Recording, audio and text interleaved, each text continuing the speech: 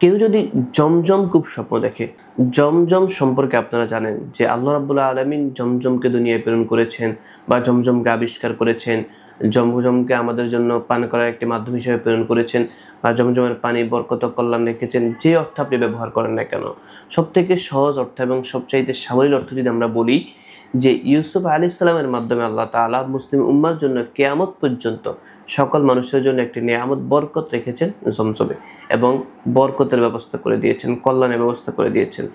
যেই পানিতে অসংখ্য বরকত রয়েছে, ক্ষুধা নিবারণ হয়ে যায় যে পানি পান করলে, এবং অসুস্থ ব্যক্তি সুস্থ হয়ে যায়, মানুষের মনের আশা পূরণ হয়, এমন হাজারো ফজিলত রয়েছে জমজমের।